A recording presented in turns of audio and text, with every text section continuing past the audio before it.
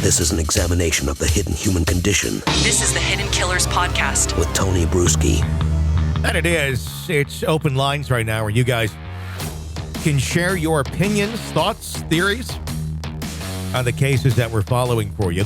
Our phone number, 888-5-KILLER, 888-554-5537. You can call it 24 hours a day, 7 days a week. We would love to hear from you. And Carol, let's go over to one of those calls right now and hear some thoughts. Hi. Hey, Tony. It's Christy from Los Angeles. I just wanted to weigh in on the Stephen Smith updates. I guess I'm just confused. So now that these two persons of interest have been named, Wilson and Connolly, it sounds like from the report that the claim is that they did hit him with a car. So even though it's murder, it's like he was hit by a car. I thought that all of the evidence that had been discussed showed that he was not hit by a car because there was no debris in the road. His shoes were still on. Like, he didn't have the types of injuries that were indicative of being hit by a car.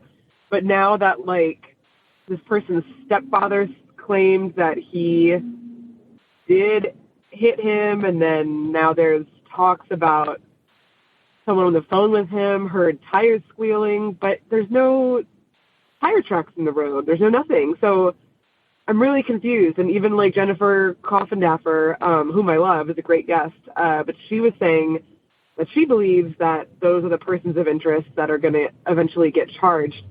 But I guess I just don't understand, why are we going away from him having been beaten and dropped in the road, and now we're going back to like he was hit. I guess I'm just confused by that.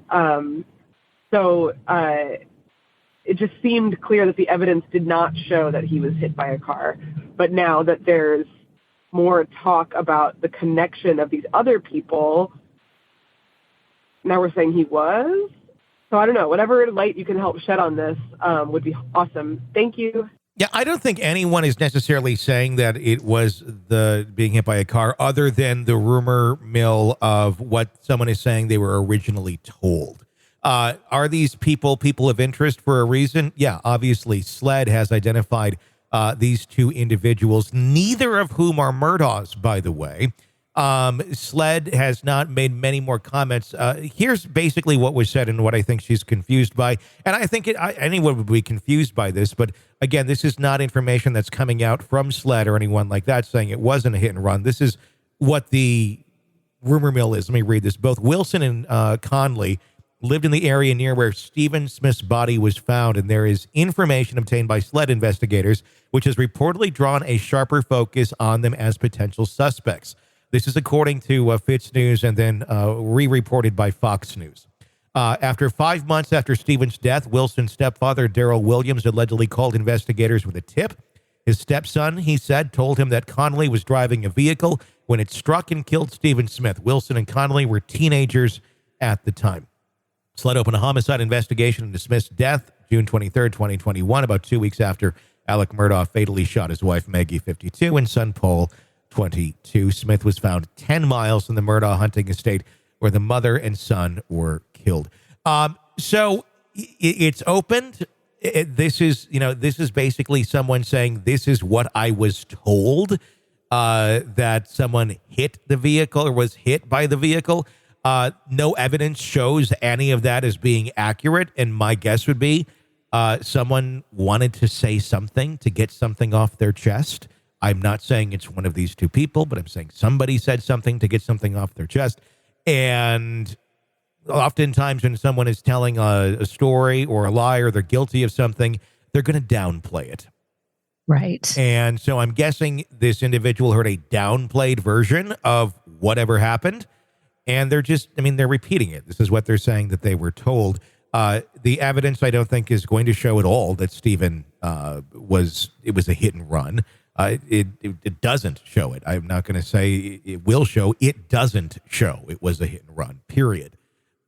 So, and don't you think at that time, now this is all hypothetical because I have no idea what happened, but if it was, say, connected with his sexuality And maybe these kids meant to beat him up because he's gay. We've heard about that Sure. sort of thing. I don't know that that's what happened here, but it got out of hand. Maybe they weren't planning on killing him and it got out of hand. They did what they did. And that was the story. We're going to tell people that he got hit by a car because the reality of it is really pretty horrific.